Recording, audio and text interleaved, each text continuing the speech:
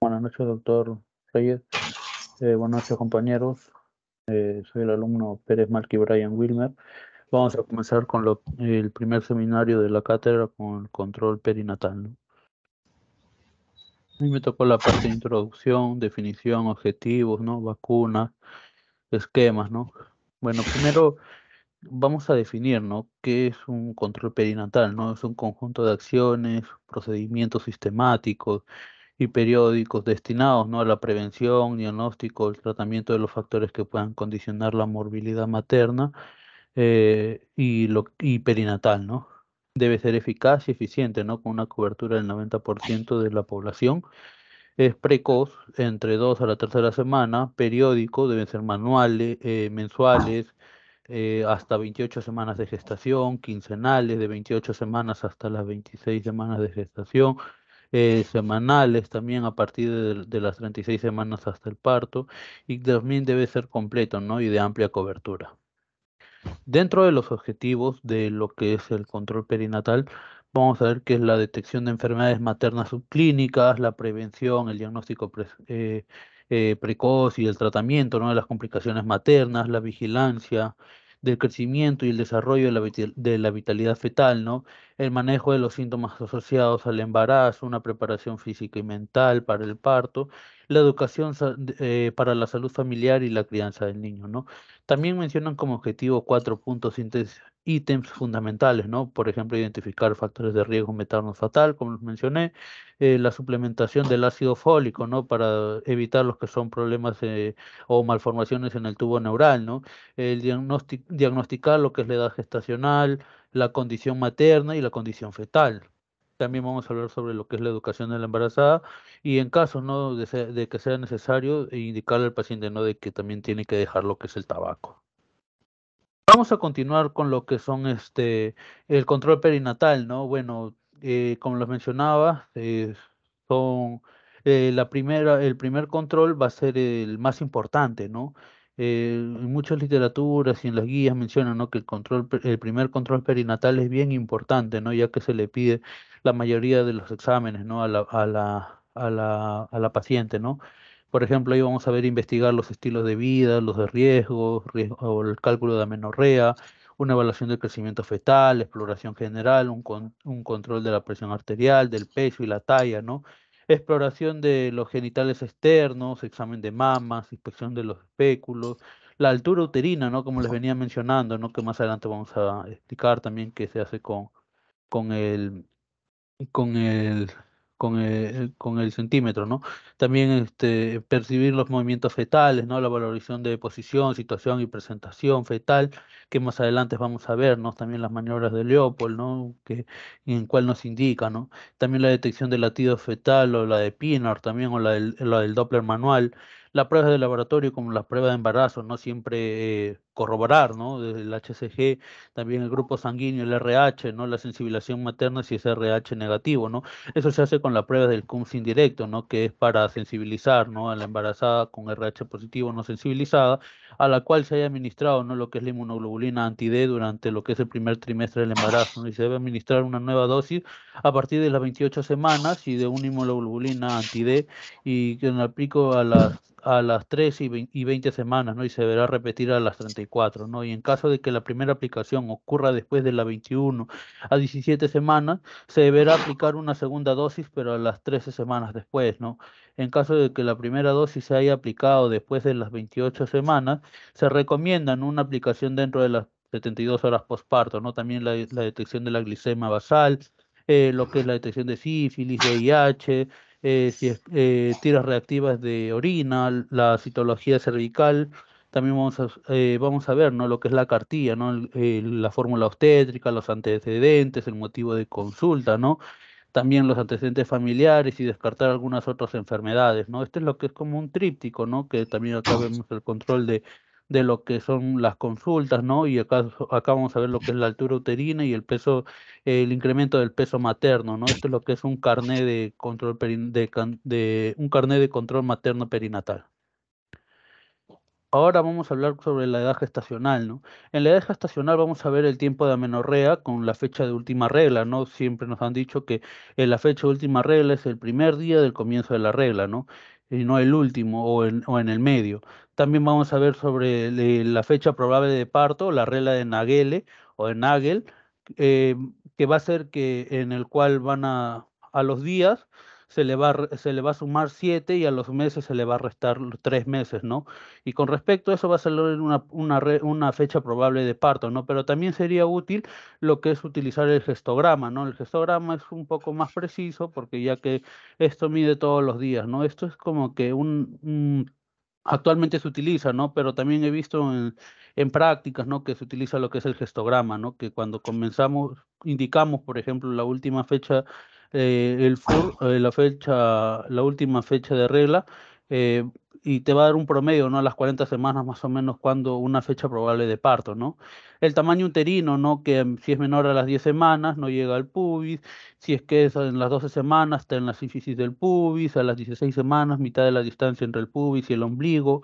A las 20 semanas, a la altura del ombligo, ¿no?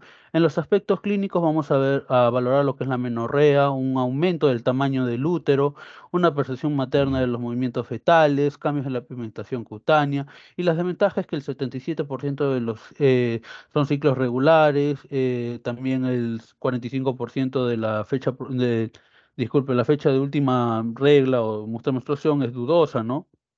Eh, También hay un 30% de error, ¿no? De 2 semanas de la menorrea por una palpación bimanual, ¿no?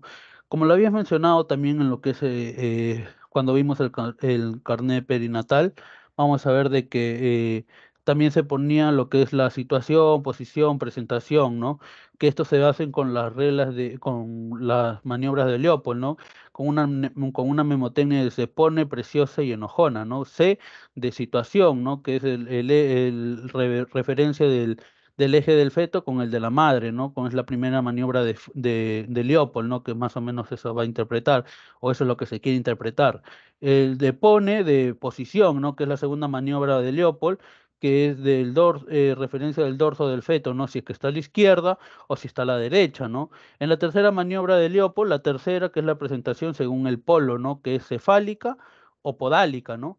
Y en la cuarta maniobra de Leopold, lo que significa, ¿no? Lo que es el encajamiento, ¿no? Examino mirando los pies de la madre, ¿no? Y también vamos a ver lo que es la fórmula obstétrica, ¿no? La G y la P, la famosa G de gravidez y la P de paridad. La G que viene acompañado con una A o el siguiente una raya, o lo que quiere interpretar es el número total de gestaciones más el embarazo actual. En la P, en la paridad, que el primer ítem va a ser, o el primer espacio, va a corresponder a los partos a término, el segundo a los partos pretérminos y los óbitos fetales, el tercero los abortos, los embarazos ectópicos o los embarazos molar, ¿no? El quinto en los hijos nacidos vivos, ¿no? Acá ponen un ejemplo, ¿no? Que viene una pregunta en el ENAM 2017, que es una paciente mujer de 30 años con una gestación única de 35 semanas, ¿no? Con antecedentes obstétricos, dos partos a término, que iría en la primer espacio, un aborto, que iría en el tercero, y un embarazo ectópico, ¿no? Que el ectópico iba junto con los abortos, que sería sumado dos, ¿no? Y un solo hijo vivo, ¿no? Que sería el último, en lo último, ¿no? Bueno, y ya casi para finalizar, vamos a ver lo que es el esquema de vacunación en las gestantes, ¿no? Que según en el MINSA, en el 2018, menciona sobre la difteria tétano, la famosa vacuna DT, la vacuna combinada del DTPA, el HB, lo que es la hepatitis B y la influenza, ¿no? Que en el momento, la mayoría se van a realizar a mayores a las 20 semanas, excepto la vacuna del DTPA, ¿no? Que es la difteria tétano combinada, ¿no? Va a ser entre las 27 y 36 semanas, ¿no? Luego no va a haber pierde en la forma de administración, todas van a ser intramuscular, y en la difteria tétano, la primera dosis va a ser a las 20 semanas y la segunda dosis va a ser 2 meses después de la primera dosis, ¿no? En lo que es la vacuna combinada del difteria tétano combinada, va a ser lo que es una dosis única, y en lo que es de la hepatitis B va a ser en la primera dosis, en el primer contacto, la segunda dosis un mes después de la primera, la tercera dosis un mes después de la segunda dosis, ¿no? En lo que es la influenza va a ser una dosis única, ¿no? Pero también así como hay vacunas recomendadas, también hay vacunas contraindicadas, ¿no? Que son las de sarampión, rubiola, la parotiditis y el VPH, virus del papiloma humano. ¿Por qué son contraindicadas? Porque son virus atenuados. Eso menciona lo que es la literatura, ¿no? Y para COVID hay estudios, ¿no? Que a partir de las 28 semanas o de vía intramuscular se puede aplicar, ¿no? Pero hay estudios más actualizados que mencionan que a partir de las 12 semanas ya se puede estar aplicando, ¿no? En la prescripción del ácido fólico es 500 miligramos a toda gestante en la primera consulta durante el primer trimestre hasta a las 13 semanas, ¿no? También mencionan de que se puede estar administrando lo que es solo el ácido fólico 3 meses antes antes de gestar, ¿no? Y la prescripción del ácido fólico con sulfato ferroso también se puede administrar el ácido fólico 400 miligramos y sulfato ferroso 60 miligramos, ¿no? Desde las 14 semanas hasta el parto, ¿no? Y la prescripción del calcio. Y los síntomas de alarmas van a ser las náuseas, los vómitos, las disurias, la fiebre, los escalofríos, el sangrado vaginal, el desmayos, mareos, convulsión, la hinchazón de manos, caras y pies, la pérdida de líquido amniótico, disminución de la ausencia de movimientos fetales, contracciones uterinas menor a 3 en la semana, también alteraciones psicoafectivas, indicio, evidencia de ser víctima de violencia familiar, complicaciones del embarazo y lo que son los accidentes y traumatismos, ¿no? Eso es con respecto a mi parte, doctor. Mis compañeros van a seguir lo que es el seminario.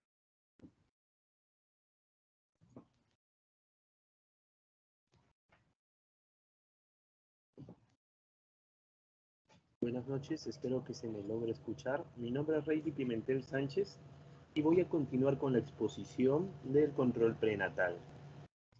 Eh, Tenemos que tener en consideración que nuestra paciente gestante va a estar expuesta a distintos cambios fisiológicos que pueden hacerla predispuesta a distintas enfermedades. Una de ellas es la diabetes pregestacional. Cuando nosotros hablamos de un control de glucosa de una paciente, nosotros tenemos que hacer en el primer momento en el que la paciente la evaluamos, es decir, antes de las 13 semanas de edad gestacional. Tenemos que pedirle su glucosa en ayuno, su glucosa en al azar. ¿Qué pasaría si su glucosa en al azar sale más de 200 miligramos de cilitro? O su glucosa en ayuno sale más de 126 miligramos de cilitro. Ahí tenemos que decirle si se cataloga como una diabetes pregestacional, ¿no? Y me dirán, pero ¿por qué pregestacional? Si ya tiene 12 semanas, 11 semanas, ¿no? Igual ya está embarazada. O porque todavía los estímulos hormonales no han generado cambios en la glucosa, lo que se va a ver más adelante, ¿no? Y si sus valores están de 92 a 126, pues hacemos un estudio de hemoglobina glicosilada, de tolerancia a la glucosa y dependiendo de los valores que nos vayan a resultar, pues lo podemos clasificar como una diabetes mellitus tipo 2. ¿Y qué pasaría si fuese menos de 92 miligramos sobre decilitro? Eh, entonces, si tiene factores asociados a diabetes, vamos a pasar a un siguiente, a dos estudios que más adelante vamos a conversar. O si es muy bajo, si no tiene relación, no hay familiares diabéticos, no tiene sobrepeso, entonces simplemente ese es un futuro control. Si pasamos a uno de esos dos pasos, el primero es evaluarla de 24 a las 28 semanas. Aquí nosotros vamos a hacer una valoración de la glucosa. Primero, las condiciones en que la paciente va a tener que estar en un ayuno de 8 horas, vamos a tener que suministrarle glucosa, ¿no? Para ver sus valores de glucosa, cómo va variando a la hora, a las 2 horas de las descargas, ¿no? Esto es un valor diagnóstico también para diabetes. ¿Qué pasaría si el segundo control, ¿no? El segundo control es muy característico y les he puesto acá en Monster University para que se recuerden de O'Sullivan, ¿no? Esta clasificación O'Sullivan que le vamos a dar 50 gramos a la paciente y si va a ser menos de 140 miligramos o más de 140 miligramos, ¿no? Le podemos hacer un segundo control con 100 miligramos y de acuerdo a eso lo vamos a catalogar en qué grado de complicación asociada al incremento de nosotros no solamente vamos a pensar en diabetes gestacional cada vez que vemos a una paciente gestante. Importante, también tenemos que valorar las enfermedades hipertensivas en el embarazo. Nosotros debemos recordar que su sistólica normalmente debe estar entre 115 a 120 y su diastólica tiene que estar en 65-80. Tenemos que hacer mediciones del índice de pulsatividad de las arterias uterinas. Recordemos que las arterias uterinas de las que antes recibían un 50 kilómetros por segundo, van a pasar a ser 500, van a incrementarse bastante. Y hace poco estaba revisando la literatura que mencionaba que durante la edad gestacional el útero va a recibir más sangre por cantidad de tejido, por 100 gramos de tejido, que el mismo cerebro. Imagínense qué impresionante, ¿no? El cuerpo humano prioriza al útero, a la gestación, a la gravidez, sobre tu propio cerebro. Eso me pareció interesante. Y también es importante, como mencionaba en la literatura, valorar el índice de pulsatilidad de las arterias uterinas entre las 11 y las 13 semanas 6 días. ¿Por qué? Porque al valorarlo con el estudio Doppler nos permite una detección precoz, ¿no?, de los problemas hipertensivos en el embarazo en un 47% o tardío de un 41-45%. Pero no es lo único que nosotros podemos valorar las enfermedades hipertensivas. También podemos valorarlo con estudios de orina, ¿no?, solicitando estudios de proteína de 24 horas en orina. También los resultados de la tira reactiva requieren una confirmación de orina de 24 horas, también son importantes. Y también tenemos que asociarlo, ¿no?, a sus gestaciones anteriores, si ha tenido diabetes, si tiene antecedente de hipertensión arterial crónica, si ha tenido enfermedades autoinmunes, presión arterial en su edad materna, ¿no? Su edad materna es muy importante, la raza, el estado socioeconómico, el índice de masa corporal, también son factores que pueden asociarnos a pensar más en todo. Dentro de todos los cambios fisiológicos que normalmente las pacientes que están van a pasar, ¿no?, uno de ellos son un efecto de masa, una lateralización del útero hacia el lado derecho, lo que puede generar una pieloctasia, ¿no? La pieloctasia o la hidronefrosis gestacional, ¿no? Esta retención de líquido, de orina, puede predisponer a las bacteriurias, ¿no? Entonces es importante valorar eso también, ¿no? Las infecciones de tracto urinario, la bacteriuria que de las 12 a las 16 semanas, también se puede encontrar de las 32 a las 34 semanas. Es importante dar un tratamiento de la bacteriuria asintomática en un régimen de 4 a 7 días. Esto es un poco variante, ¿ya? Puede encontrar una literatura que menciona que no se hace. No se usa tira reactiva como tamizaje de bacteriuria y hay que disminuir el riesgo de la amenaza de parto pretérmino en los casos de pielonefritis para evitar las complicaciones de las infecciones urinarias, ¿no? El riesgo de parto también es muy importante. En el riesgo de parto vamos a tener que tenemos una clasificación de papel modificada por Donning Trace, ¿no? Aquí tenemos una clasificación de 2 puntos dependiendo del estado socioeconómico. También nos va a dar una predisposición de historia obstétrica previa, ¿no? Cuántos abortos ha tenido, cuáles han sido sus embarazos, si ha tenido otras infecciones. Los hábitos diarios también es importante, lo que hace al día, cómo trabaja, lo que trabaja. El embarazo actual también cómo se ha ido desenvolviendo, si durante el proceso hubo hemorragias uterinas disfuncionales o un antecedente traumático, también es un punto importante para ver el riesgo pretérmino. Para el parto pretérmino es importante poder remarcar a la población en riesgo porque se va a ver más en las africanas, afroamericanas, en peso bajo o que estén al otro extremo las obesidades, ¿no? Enfermedad periodontal, tabaquismo, vaginosis bacteriana. En realidad todas las enfermedades infecciosas de la vagina también van a estar predispuestas. También es importante que nosotros hagamos una medición del cervix, ¿no? El tamaño del cervix también nos va a decir si puede haber un parto pretérmino, ¿no? Y usar el ultrasonido transvaginal también para determinar la medida, ¿no? Importante, determinar. Cuando nosotros hacemos una evaluación clínica, nosotros hablamos gestacional, de la regla de Naegeli, ¿no?, que ya lo comentó el compañero, cual no quisiera redundar, ¿no? Es importante hacer un ultrasonido en primer trimestre. ¿Por qué hacemos una ecografía en primer trimestre?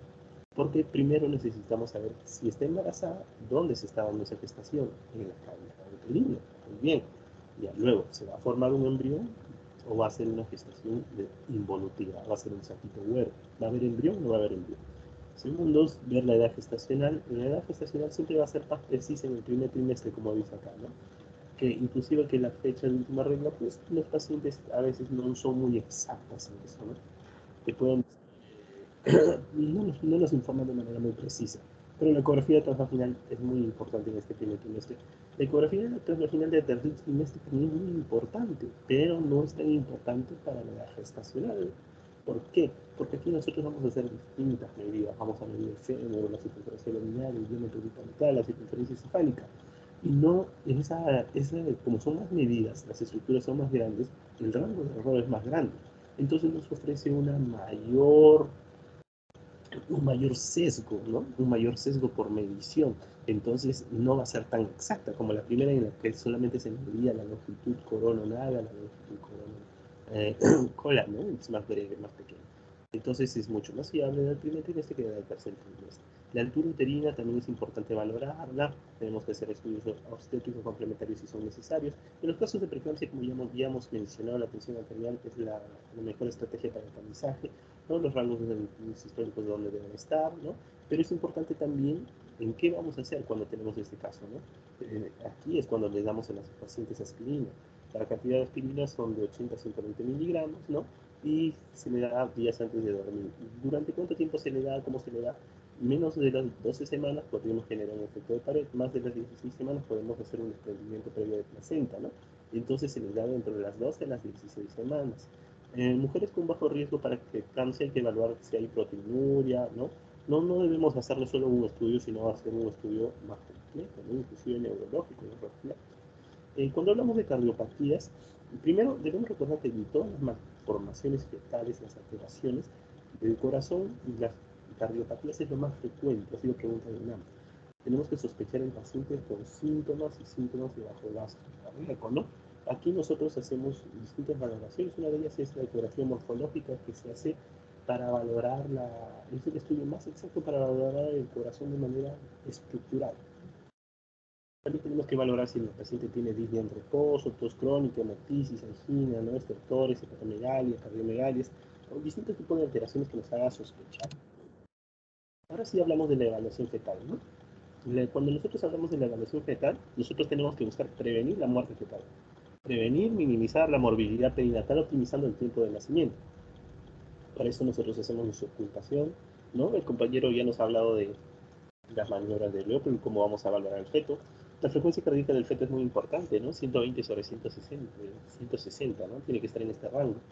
El ciclo del sueño también, nosotros podemos encontrar fetos que no se mueven y fetos que se mueven bastante. Muchos de ellos va a estar relacionado en el trimestre también, ¿no? El tercer trimestre disminuye, y el segundo trimestre se encuentra aumentado. El primer trimestre también se mueve, pero no es tan perceptible, ¿no? Con movimientos fetales, el umbral mínimo de 10 movimientos fetales cada 2 horas. El monitoreo fetal también es muy importante. ¿Cuál es el objetivo de hacer una evaluación fetal? Que es ver que a los fetos saludables, ¿no? Y los que no sean saludables, poder hacerles un buen tamizaje. Evaluación fetal, tenemos pruebas sin estrés, pruebas con estrés, ¿no? La paciente debe cumplir con los siguientes pasos para hacer la prueba sin estrés: la vejiga vacía, la posición semi-Fowler, la posición semisentada con inclinación de 30 grados, ¿no? Ausencia de actividad uterina por un periodo de 20 minutos. Esto es muy importante, ¿no? Se recomienda esta evaluación fetal a partir de las 32 a las 34 semanas de edad gestacional. El ultrasonido es bastante importante, ¿no? Porque es el estudio que directamente nos va a mostrar al feto, ¿no? Su desarrollo. Hay distintos estudios que se pueden hacer del ultrasonido, pero aquí se han remarcado dos importantes, ¿no? De 11 a las 13.6 semanas para valorar el índice de las arterias uterinas, pero no es lo único, ¿no? También hay una ecografía que se llama ecografía genética, en el que valora la translucencia nucal, el hueso nasal, el ductus venoso, la válvula tricuspidia, el corazoncito, ¿no? Como marcadores de cromosopatías. También hay estudios, pero para valorar las anomalías estructurales. Aquí, como ya les había mencionado, las malformaciones cardíacas son las más frecuentes. Uno por cada 100 tiene anomalías cardíacas, imagínense. Si en esta promoción somos 110, imagínense, probablemente haya una malformación cardíaca por ahí. ¿No? El 50 y 80% de cromosopatías también se asocian a anomalías cardíacas. Justamente por eso el ductus venoso valora más el lado derecho del corazón, la válvula tricuspidia también se valora el corazón, ¿no? Entonces está muy relacionado al corazón. Ahora, otra de las características que vamos a recordar en los cambios fisiológicos normales de los pacientes gestantes es que van a tener mayor cantidad de sangre, y esa sangre no va a estar directamente relacionada al incremento de glóbulos rojos, más bien los glóbulos rojos se van a mantener un poquito altos o dentro del rango normal. Lo que va a incrementarse es el componente líquido, ¿no? El plasma. Entonces va a haber una hemodilución, entre comillas, ¿no? Va a haber una disminución de la cantidad del hematocrito condicionado por un incremento del plasma. Ese es el cambio fisiológico normal que ya habíamos visto, ¿no? Que puede darnos una anemia, ¿no? Se va a asociar a anemia. Aparte que recordemos que el feto en realidad se va a desarrollar y también necesita consumir glóbulos rojos, ¿no? Necesitamos hemoglobina. El feto con bajo peso de barrera gestacional parto pretérmino también es importante valorarlo, ¿no? Evaluar la hemoglobina cada trimestre. Los criterios de referencia, ¿no? En los criterios de referencia, ¿cuándo debemos derivar al paciente? En el primer trimestre, cuando tenemos comorbilidades previas, ¿no? Diabetes mellitus, hipertensión arterial, embarazo pulmonar, ectópicos, ¿no? Hemorragias de primer trimestre, tenemos que valorar si el paciente ha tenido exposición a VIH o no tiene exposición a VIH, pérdidas gestacionales, ¿no? En el caso de segundo trimestre, tenemos que valorarlo cuando el paciente tiene hemorragia de segundo trimestre, amenaza de ruptura de placenta previa, ¿no? Alteraciones de glucosa, ayuno, hay glucosis en ayunos, ¿no? Cuando tiene alteraciones de glucosa, cuando hay diagnósticos de proteinuria, diagnósticos de malformaciones fetales, es muy importante, ahí tenemos que derivarlo, ¿no? Y en tercer trimestre, cuando hay alteraciones en la presentación fetal, ¿no? Hemorragias del tercer trimestre, preeclampsia, o cuando hay alteraciones en la cantidad de líquido amniótico, como oligointranios, anintranios, polidramios, ¿no? O alteraciones de la implantación de la placenta. Eso sería hasta en mi exposición. Gracias.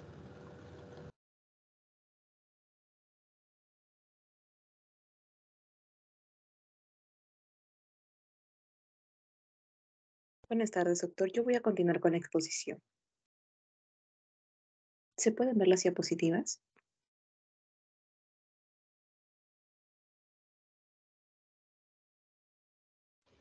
Todavía no. Todavía.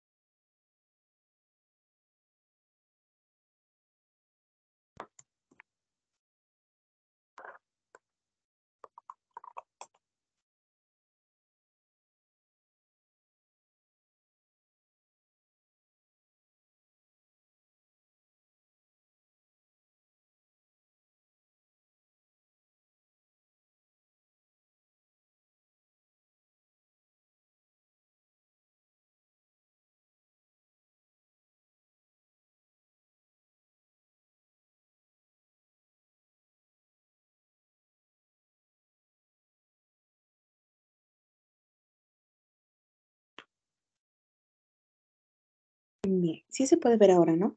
Gracias. Buenas tardes, doctor. Vamos a seguir con la exposición de la parte de la historia clínica materno-perinatal. Siguiente, por favor.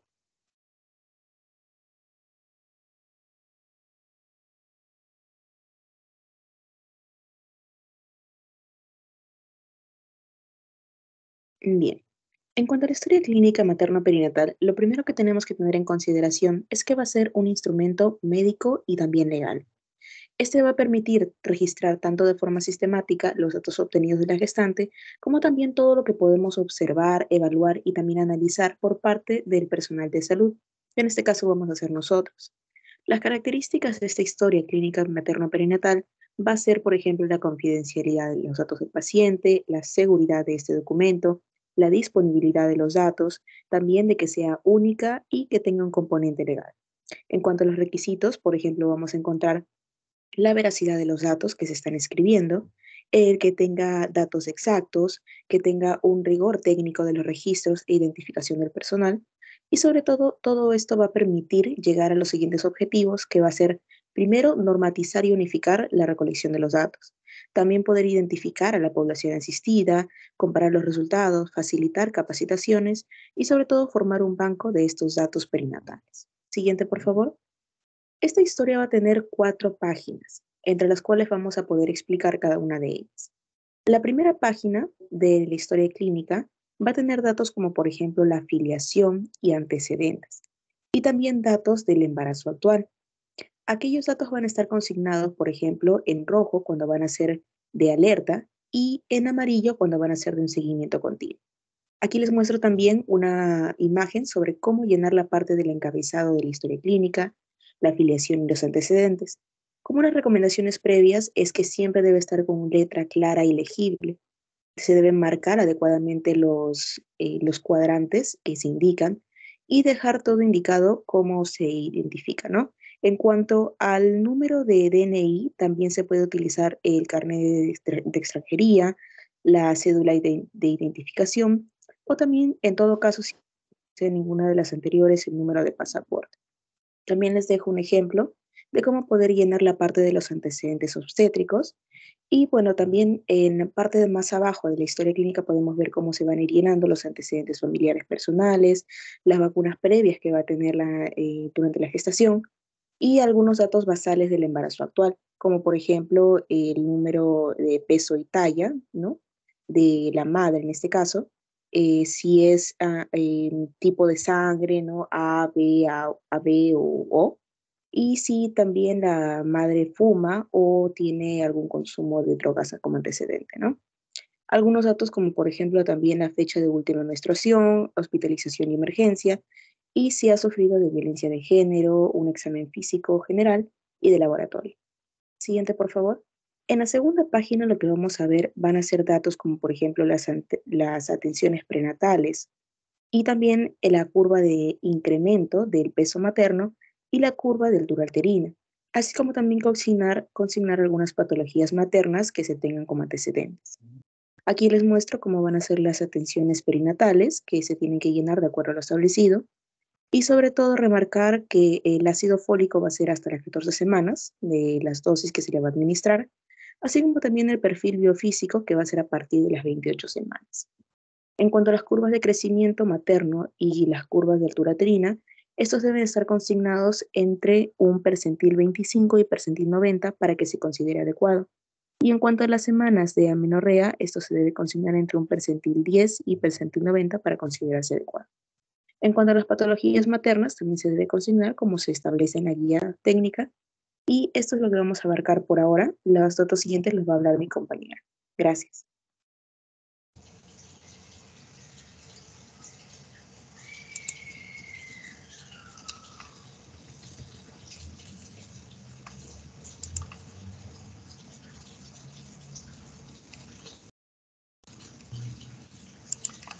Buenas noches, doctor y compañeros. Voy a continuar ahora con lo que respecta a las siguientes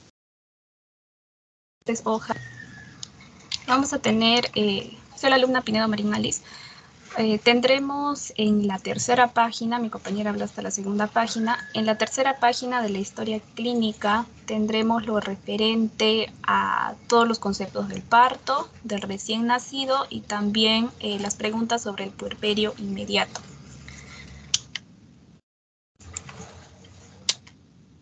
Vamos a ver que la parte primera que corresponde a todo sobre el parto, tenemos lo referente al estado de la historia. Como vemos, vamos a poder lo correspondiente a la historia clínica materno-perinatal, qué tipo de atención hubo, si es que se llegó a tener un parto, un aborto o si es que hubo una atención prenatal, el producto de la concepción.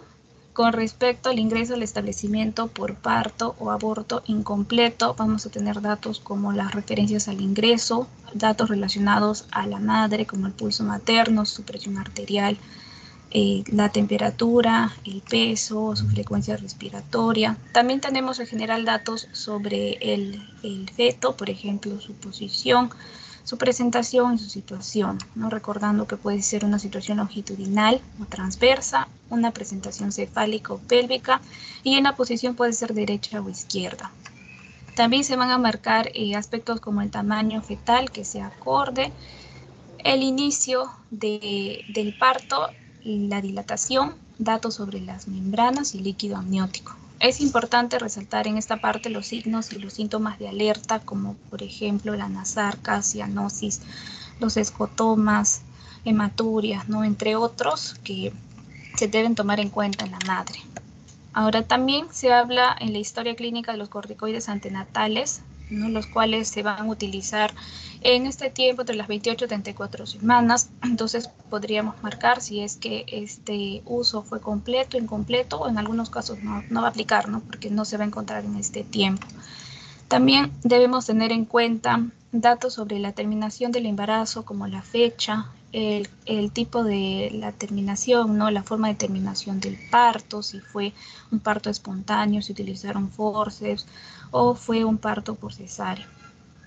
También se tienen que poner datos como la duración del parto, si es que hubo desgarros, si hubo muerte intrauterina, si se llegó a hacer una episiotomía, datos con respecto al alumbramiento, por ejemplo, si fue activo, si es que se utilizó, por ejemplo, oxitocina o si es que fue espontáneo o manual. Datos sobre placenta completa, incompleta. Y con respecto a la ligadura de cordón, si fue precoz, esta ligadura fue precoz, temprana o tardía, que va a ser importante también aclarar. Y en los tipos de procedimiento, acá marcamos si puede ser, si es que fue un procedimiento por cesárea o si es que finalmente hubo un aborto. En la parte de la medicación en el parto, se tiene que indicar la medicación que va a estar adjuntada en la cuarta página, va a estar adjuntada a la lista de medicamentos, y así que ese anexo tiene que ser aplicado en esta parte. Y también se tiene que indicar por qué razón se hizo, por ejemplo, en este caso se está indicando que la paciente es una cesárea anterior. Se tiene que especificar en esta parte. Tenemos el tipo de terminación, cesárea o aborto, y la medicación en el parto, ¿no? En este caso se utilizaron silos oxitóxicos, ¿no? Como la oxitocina. En el nivel de atención, lo que se tiene que recalcar aquí va a ser el centro en el que se dio la atención. En el parto o legrado se tiene que marcar qué profesional médico atendió en esta parte, al igual que al neonato. Y aquí a la derecha escribimos los nombres de los responsables. Ese es en el nivel de atención. En la parte del recién nacido vamos a marcar, por ejemplo, el sexo, la talla, el peso del recién nacido, y aquí nos indican en colores cuál sería lo adecuado, ¿no? Por ejemplo, color rojo, menos de 1500 gramos, ese sería un estado de peligro, por ejemplo. En la edad por examen físico, esto lo va a calcular la persona que está realizando el examen físico, e igual que el peso por edad gestacional. El APGAR también es importante, vemos marcado en amarillo ciertos valores y en rojo de 0 a 3 se va a representar, ¿no? Con este color ya de peligro en valores de 0 a 3. Colocamos las patologías del recién nacido, si es que recibió reanimación respiratoria y si se utilizó medicación en esa reanimación respiratoria. Por ejemplo, también se ve que se marca con respecto a si hubo el uso de la vitamina K, si hubo profilaxis ocular, y también sobre control del puerperio inmediato. El alejamiento en conjunto se refiere que si la madre va a quedarse con el niño, con el recién nacido, ¿no? Si el niño se queda con la madre, si hubo contacto piel a piel, lactancia materna exclusiva, y la aplicación de las vacunas es importante también colocarlas si es que hubo para el recién nacido, ¿no? En su examen físico, si se presentó normal, si hubo tamizaje de VIH, la necropsia obviamente va a aplicar en los casos de que el bebé haya habido un aborto, si es que hay hospitalización, y también pruebas relacionadas con sífilis, por ejemplo. Las deposiciones también es importante diferenciarlas, ¿no? Si es de tipo meconial, transicional o amarillo, y también con respecto al iricio. Acá finalmente en esta hoja están el control de puerperio inmediato que también se tiene que hacer, las horas, los días, datos con respecto a la temperatura, el pulso, como podemos ver, ¿no? Esta madre tuvo sus controles correctos y por lo tanto todo el cuadro se llegó a llenar. También se debe hablar sobre datos del egreso del recién nacido, como podemos observar en la parte superior, pero también puede haber casos donde existe un reingreso. Lo mismo sucede para la madre, ¿no? Igual se colocan las fechas y cómo han egresado tanto el niño como la madre. En la cuarta página de la historia clínica están las indicaciones al alta. Como podemos ver, toda la medicación, todas las indicaciones que le puede dar el médico a la madre. Lo que refiere a la epicrisis, acá se va a realizar un resumen evolutivo y los diagnósticos principales, ¿no? Acá, como les mencioné, en la historia, a la parte final va a encontrarse el listado de los medicamentos, todo el listado de la medicación, los medicamentos que son empleados durante el trabajo de parto, el parto mismo o el aborto. El carnet de control materno perinatal pues va a ser un documento que es complementario a la historia clínica materno perinatal y es importante porque las gestantes van a tener que cargar consigo este documento, que es un documento oficial, que va a registrar básicamente como un resumen de la historia clínica materno perinatal. Entonces es importante que lo lleve consigo porque puede presentarse alguna situación de emergencia en la que va a tener que presentar este documento en un establecimiento que va a ser diferente al de su origen.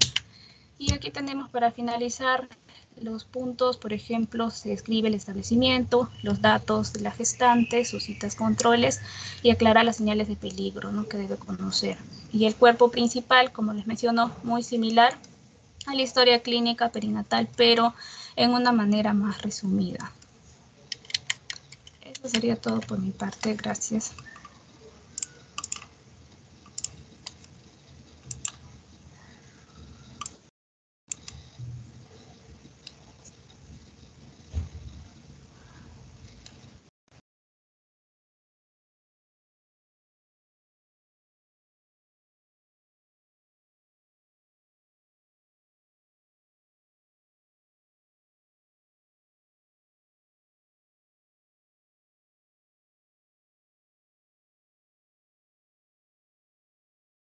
Buenas noches. Bueno, soy Gabino Ramírez Rivera y vamos a seguir con la tercera parte de esta presentación, que es el embarazo de alto riesgo. Siguiente, por favor. Bueno, el contenido de la ponencia vamos a hablar sobre conceptos y tipos de riesgo obstétrico, finalizando la clasificación de alto riesgo obstétrico. Siguiente, por favor. Bueno, entonces, para definir un poco sobre lo que es el riesgo y factores de riesgo, ¿no?, tenemos que tener en consideración que todo riesgo es aquella situación en consideración que incrementa la susceptibilidad de presentar alguna enfermedad sobre la salud del paciente. Esto se va a basar en estudios directamente, ya sea de tipo epidemiológico, ¿no?, en el cual hay una solución correcta, por ejemplo, raro.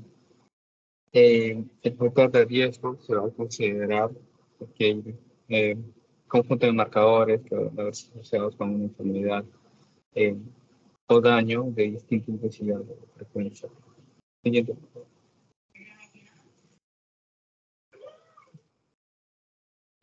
Ya, bueno, sobre lo que es la clasificación del riesgo.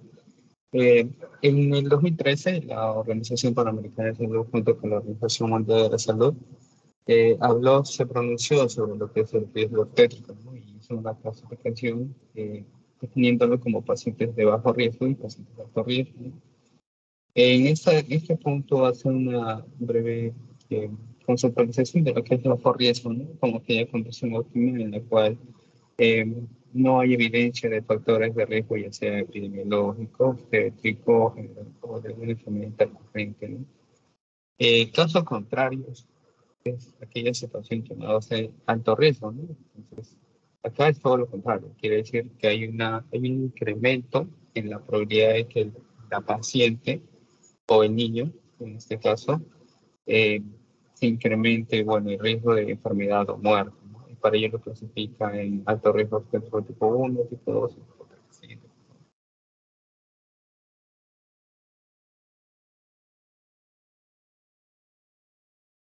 ¿Aló? ¿Me oye? Sí se escucha. Ya. Entonces, ¿qué es un alto riesgo obstétrico tipo 1? El alto riesgo obstétrico tipo 1 es aquello en el cual se va a observar uno o más riesgos epidemiológicos sociales. En este punto todavía no tocamos la parte clínica ni ginecobstétrica ni alguna patología necesaria. En este caso, aquellas situaciones como el analfabetismo, la pobreza crítica, de aquellos pacientes que no vivan, que no tengan accesibilidad a los centros de salud, o el estrés mismo, ¿no? Son situaciones que quizás pueden incrementar la mortalidad perinatal, ya sea la mortalidad de la madre, sufrir algún tipo de enfermedad a lo largo, o también sobre el bebé. Siguiente, por favor.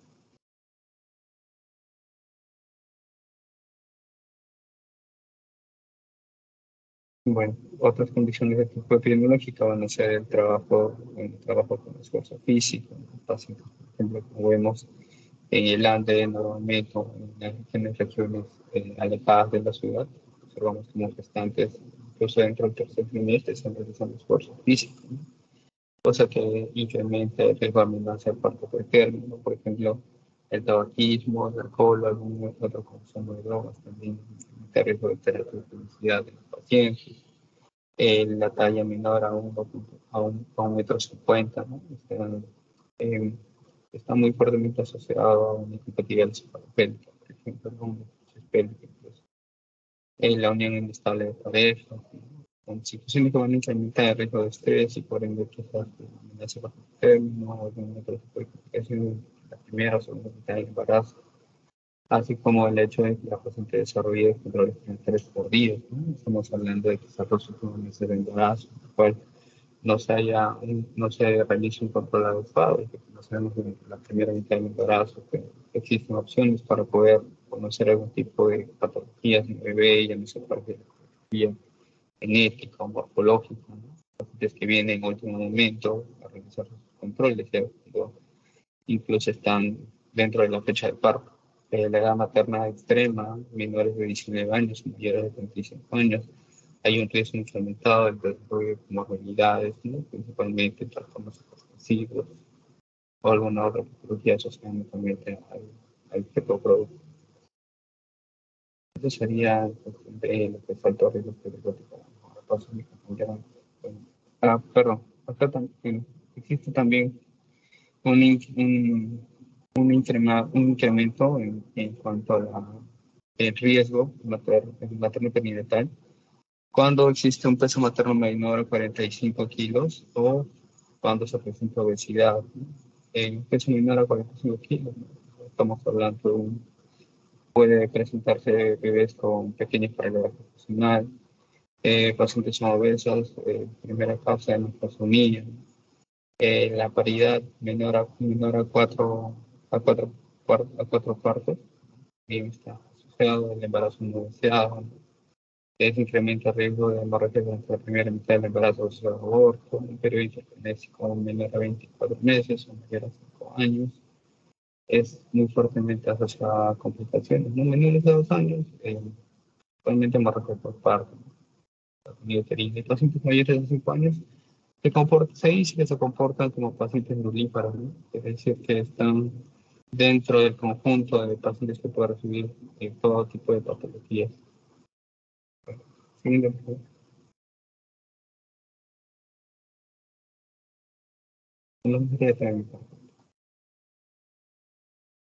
Bueno, buenas noches, doctor, compañeros. Continuando con la exposición, vamos a continuar hablando sobre el alto riesgo obstétrico tipo 2.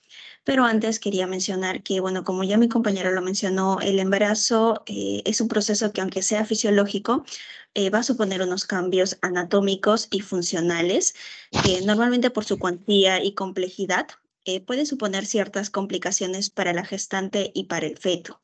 Es por ello que la SEGO contempla, se podría decir, una serie de factores de riesgo que, identificándolos y clasificándolos con rapidez, podría determinar que un embarazo se clasifique como de alto riesgo y así poder controlar de un modo más exhaustivo y detallado. Bien, ahora vamos a pasar al tipo 2, al riesgo obstétrico tipo 2. Hay un micro prendido. ¿Cómo me está diciendo? No me está diciendo que... Ya, oye, escucha.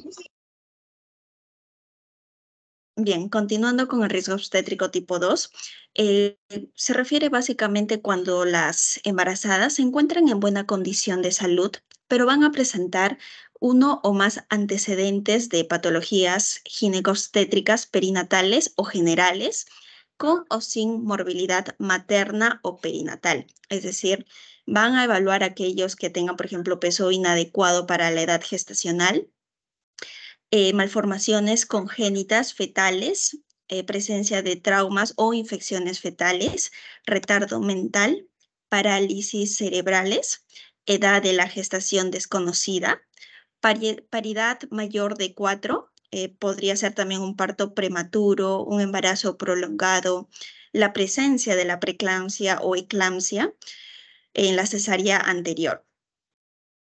roturas también prematuras de membranas, entre otros. Eso es con respecto al riesgo obstétrico tipo 2. Ahora, pasemos al riesgo obstétrico tipo 3, que acá sí constituye un riesgo mayor para las embarazadas que ameritan como tal una atención especializada. En estos casos, por ejemplo, se ve cuando hay una pérdida fetal recurrente, infertilidad, incompetencia cervical, malformaciones congénitas uterinas, tumores ginecológicos, cáncer, trastornos hipertensivos del embarazo.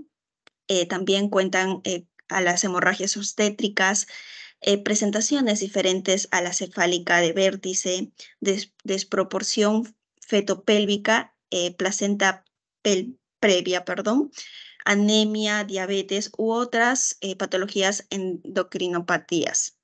También tenemos la cardiopatías, nefropatías, entre otros, ¿no?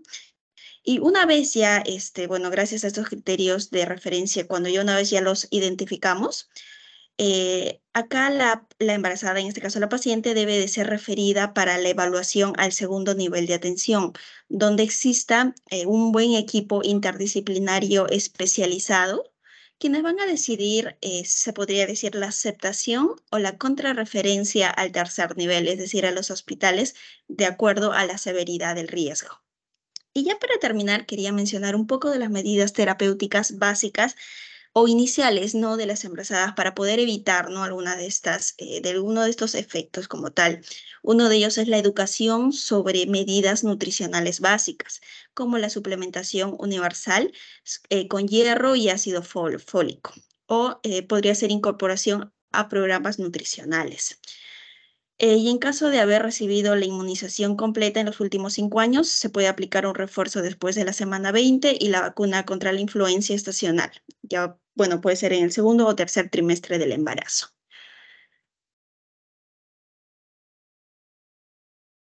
Eso sería con respecto a la exposición de nuestro grupo. Muchas gracias.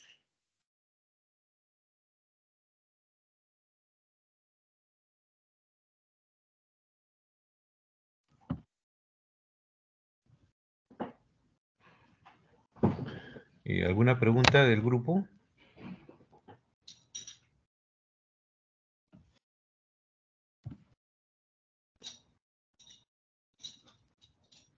Santana Romero.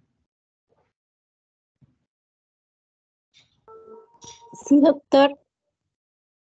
Sí, algún comentario, alguna pregunta.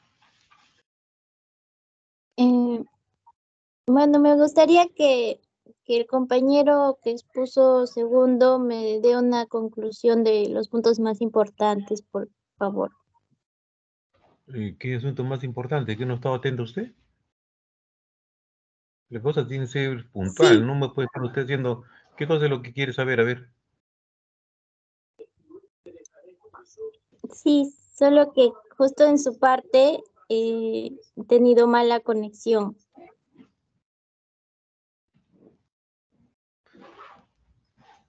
A ver, ¿qué hizo, compañero? A ver.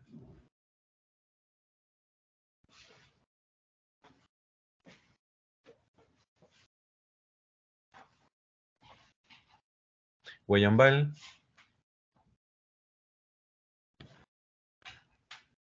Guayambal Ríos. Sí, doctor, presente. A ver, ¿qué cosa nos responde con respecto a su compañero que ha preguntado? A ver.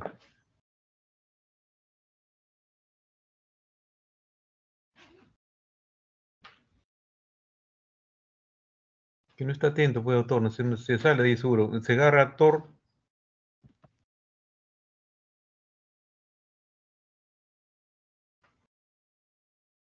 Se agarra actor. Bien.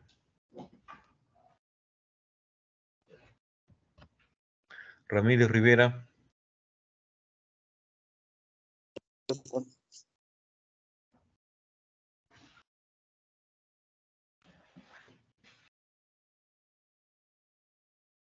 Me pasa que nadie ha estado atento con todo lo que han expuesto.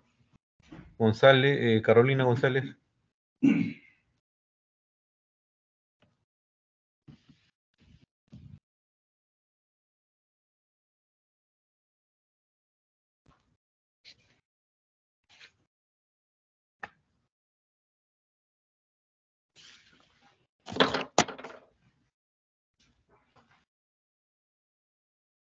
Se fue entonces, ¿no?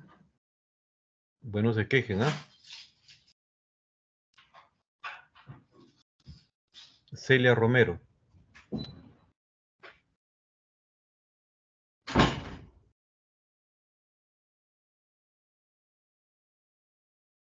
Estoy pasando lista, doctor. Esto yo lo voy a pasar, ¿ah? Por si acaso. Doctor, usted me ha llamado, pero yo he sido el que ha expuesto. Aló, Pero con respecto a la pregunta aló, que hizo su compañero, compañera,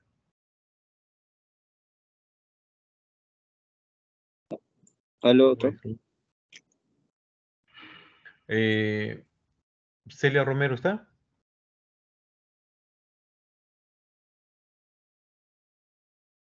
Qué bárbaro. César Guamán.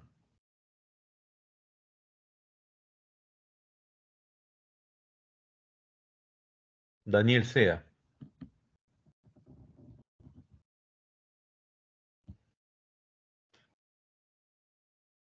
Es una pésima participación de todo este grupo. Veo que nadie está atento, nadie pregunta. Dios mío, el otro año van a ser internos ustedes y poco le interesó a lo que pongan sus compañeros. Es una tarjeta, es un control que es importantísimo en el embarazo, doctores. Si ustedes no saben eso, es mejor que no hagan. Qué pena, sinceramente. Estoy pasando lista que ahí nadie responde. Diana Ramírez. Sí, doctor, buenas tardes. Yo fui una de las expositoras también. Sí, ¿un comentario de lo que el resto de su compañero que ha puesto? Bueno, por parte de mis demás compañeros, creo que hicieron un buen resumen de lo que es en general la historia clínica materno-perinatal. Hablaron sobre los puntos que se deben hablar en cada una de las hojas, ¿no? Para poder completar esta historia. Em, bueno, eso es casi toda la exposición, ¿no? Lo que se trató. Claro, porque ustedes son los que van a manejar eso, doctores. Ustedes van a ver el resto que no ha puesto atención acá, lamentablemente no sabe cuándo su furno y qué día se toma y cuándo es la fecha probable de parto, cómo se examina a una persona, cuántos controles debe tener una paciente.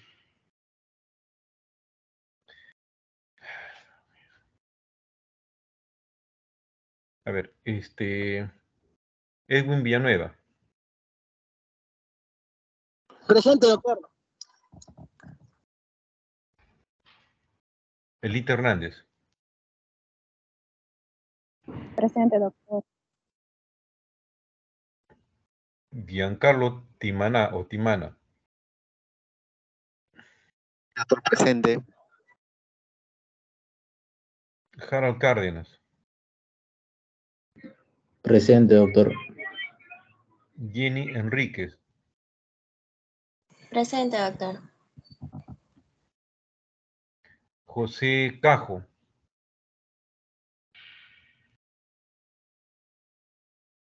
José Cajo. Lo siento. Juan Herrera.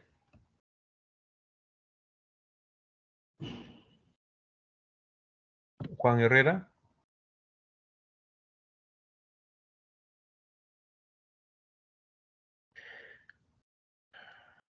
Bueno.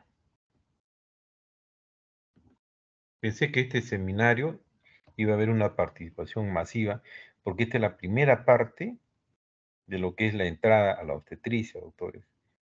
Es la tarjeta, es el control prenatal que debemos nosotros guiar a nuestro paciente. A nadie le va a gustar a nosotros que tengamos una esposa, hija, madre, lo que fuese, con un control prenatal pésimo. De ahí que vienen las consecuencias, de ahí vienen las patologías por un mal control. Pues si ustedes no han aprendido lo que han expuesto sus compañeros, han expuesto muy bien, han tocado los temas exactos, y si eso no lo manejan, lamentablemente no lo van a hacer, doctores. Pensé, sinceramente, esperaba más de este grupo, pero no están, se escapan, dejan colgar la computadora. Una pena. Buenas noches con todos, doctores. Gracias, doctor. Buenas noches, doctor. Muchas gracias.